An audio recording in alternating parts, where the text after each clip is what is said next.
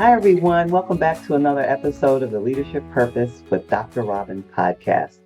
I'm so glad you're here and listening into the podcast. I really appreciate you for listening.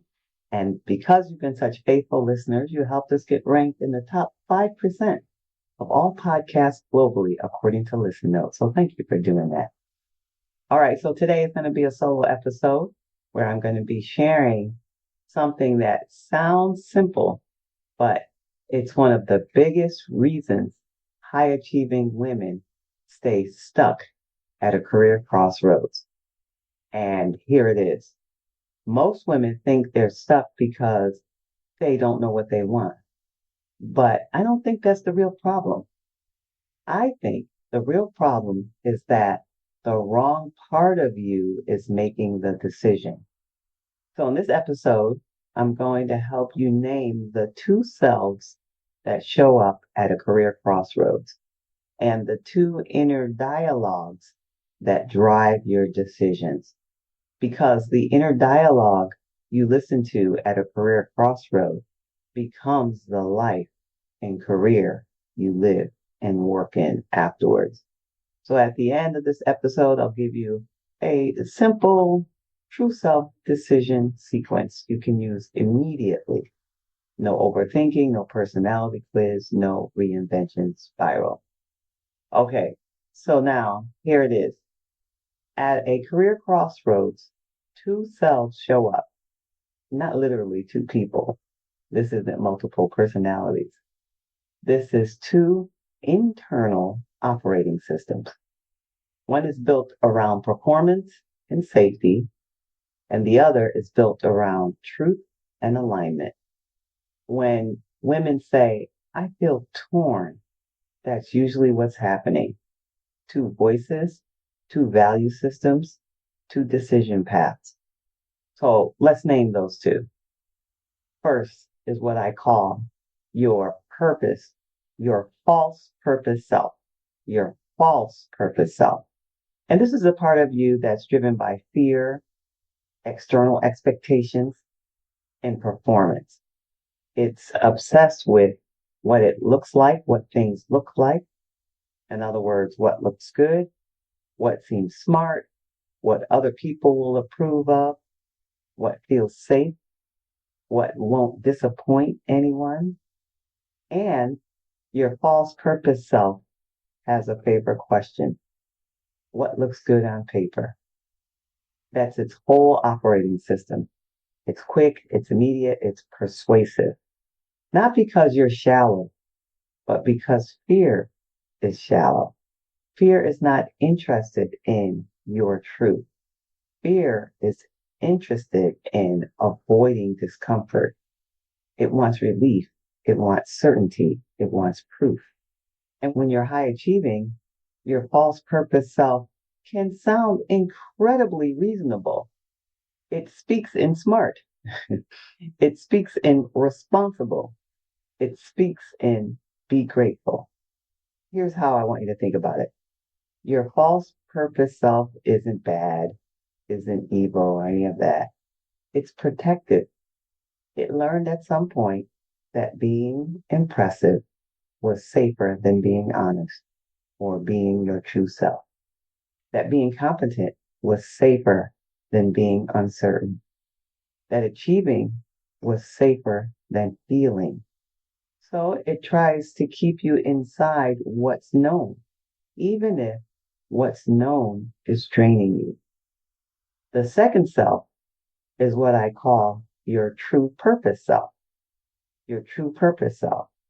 This is the part of you that's grounded in who you really are, your passions, your values, your natural abilities, how you are wired to serve. This is the self that doesn't just want a good job or a good career. It wants a career that fits and is fulfilling. The true self asks a different question. It asks, what's aligned with who I really am? That question takes more courage and it takes a process because alignment doesn't always look impressive at first. Sometimes alignment looks like stepping down to step into what really suits you. Sometimes alignment looks like changing industries, starting over in a new identity, saying no to the path everyone expected, admitting this isn't working anymore. And for high achieving women, that can feel like failure until you realize it's actually growth. So how do you know which self is in the driver's seat? Well, you listen to the inner dialogue because each self has a distinct language. All right, so let's make that real. When your false purpose self is leading, this is how your inner dialogue would sound. This pays more. I'd be foolish not to take it. That title sounds impressive. People will finally respect me. I should be grateful. Other people would love this. I can't start over. I don't have time to figure myself out. Let me push through. It's not that bad. I don't want to look too flaky.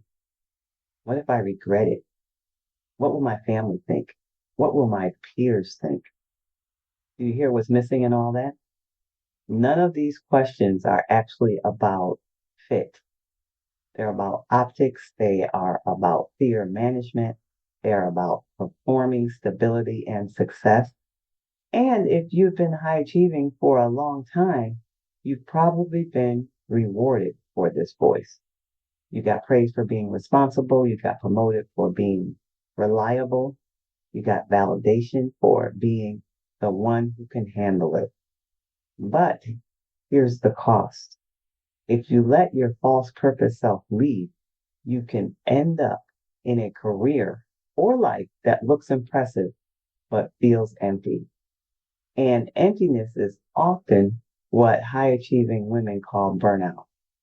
And not just exhaustion, existential exhaustion, the kind where you can still function, but you don't feel alive. So if you're nodding right now, I want you to hear this. You're not ungrateful. You're not dramatic. You're not broken. You may just be out of alignment. So now let's contrast that.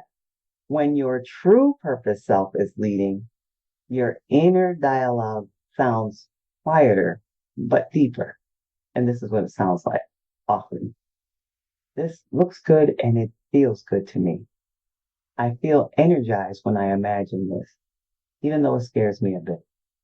This fits who I am now, not who I used to be. I care more about impact and making a difference than approval. I want my work to feel like me. Notice something important. Your true purpose self doesn't usually sound frantic. It doesn't rush. It doesn't try to win an argument. It doesn't need you to prove yourself. It's more like a steady signal. And the problem is, many high achieving women have trained themselves to ignore steady signals. They're used to reacting to urgency, to deadlines, to expectations, to the external scoreboard. So your true purpose self can feel unfamiliar to you, even when it's the truest thing in you. All right, so let's do a quick check-in together. If you're able, don't do this if you're driving, but if you're able to do it, let's do this together. Take a breath and ask yourself, what decision am I avoiding right now? Maybe it's staying versus leaving, going for the promotion versus pivoting, accepting the offer versus holding out, starting to practice the business, the project, setting a boundary, admitting you've outgrown something. So now ask, what voice have I been listening to about that decision? What voice have I been listening to about that decision? If your inner voice is tight, pressured, or shaming, there's a good chance that your false purpose self is leading. If your inner voice is calm, but clear, even if it's scary, that's usually your true purpose self. So now here's why this is especially tricky if you are capable, smart, and accomplished. It's tricky because your false purpose self has worked. That's right, your false purpose self has worked. It helped you succeed, it helped you earn the degrees, it helped you build credibility, it helped you become the person people rely on. So when it speaks, it sounds trustworthy, but success is not the same thing as alignment. And eventually, the strategies that help you achieve start blocking you from becoming who you really are. That's the purpose crossroads moment. And for many women, it looks like this.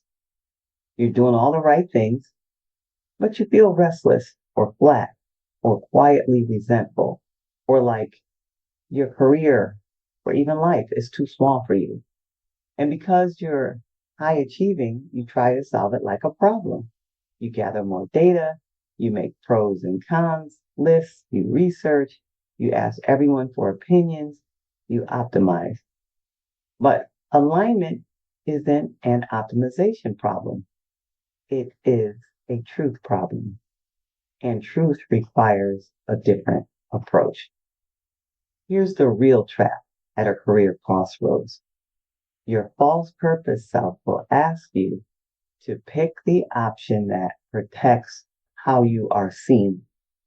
The true purpose self will ask you to pick the option that protects who you are.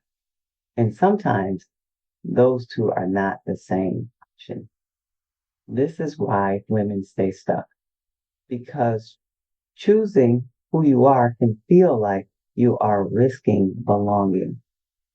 It can feel like letting people down, being misunderstood, losing status, being judged, disappointing the past version of who you worked so hard to get to. But the longer you avoid your true purpose self, the louder your life gets.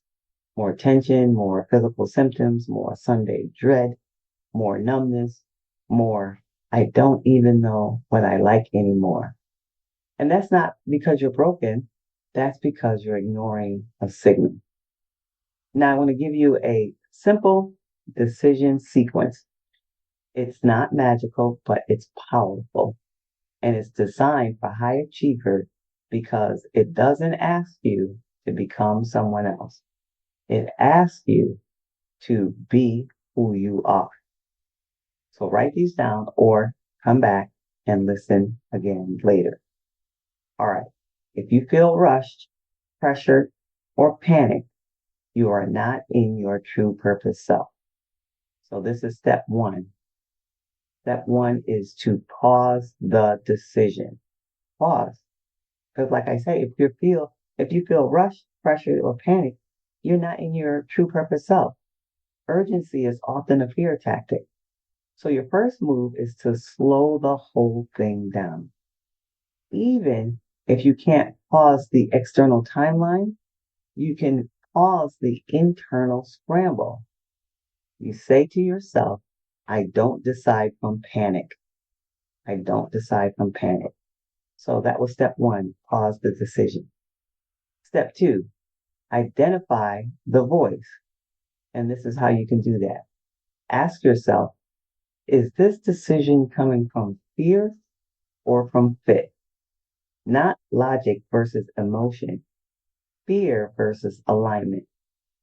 So here's what fear sounds like: proving, pleasing, perfecting, avoiding. That's fear. And this is what fit sounds like: honesty, clarity, values, energy. Okay, so now step three, ask the true self question. So instead of asking what looks good, what looks good on paper, ask what kind of woman does this decision require me to be? What kind of woman does this decision require me to be? The question bypasses the false urgency because it doesn't ask, what should I do? It asks, who am I becoming? And that's where who you really are lives, right there.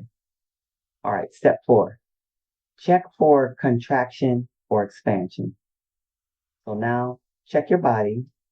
And I know high achieving women hate this part, but your body is often the first place alignment shows up. When you imagine option A, pay attention to how you feel.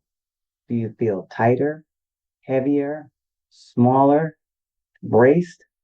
That's contraction. When you imagine option B, do you feel lighter, more open, more present, a little scared, but more alive? That's expansion. True purpose decisions often feel stretching, unfamiliar, slightly risky, but ultimately expanding. False self and false purpose decisions often feel safe, quietly suffocating. So both at the same time, they feel safe and quietly suffocating. All right, here's step 5. Take the next honest step, not the whole leap. Your true purpose self decisions are rarely about blowing up your whole life or your whole career overnight. They're about telling the truth in the next small decision. So ask yourself, what is the next honest step? Maybe it's just having a conversation, updating the resume, calling the mentor, setting the boundary, saying no to one thing, saying yes to one experiment. Your true purpose self doesn't require drama. It requires you to just be who you are. All right, let me give you a quick example. Say you're choosing between staying in a role where you're respected and leaving to do work that feels meaningful. Your false purpose self says, don't be ridiculous. You'll lose your status. You'll look unstable. You'll regret it. Your true purpose self says, I know this looks good, but I'm not myself where I currently am. So you pause and you identify the voice. What kind of woman does this decision require me to become? And the answer might be braver, more honest, less available for everyone's expectations. Then you check contraction versus expansion, and you take the next honest step. Not quit tomorrow. Maybe you start interviewing, or by creating a financial runway, or you start by requesting a shift in responsibilities, or by putting boundaries in place. The goal is not impulsivity. The goal is to be true to who you are. So, if you're standing at a career crossroads right now, let me say this clearly. You are not behind, you are not broken, and you are not confused. You may just be listening to the wrong voice. Your true purpose self already knows more than you think. Your career and your work is not to force clarity, it's to create enough quiet and honesty to hear. So, here's your question for the week. Where in my life am I choosing what looks good instead of what fits? And when you find the answer, don't judge it, just notice it because awareness is the first act of alignment. Awareness is the first act of alignment, and you'll be on your way. So I'd love to hear how it goes. Let me know. And just message me at LinkedIn at Robin L. Owens, PhD, and I'd love to hear how it goes.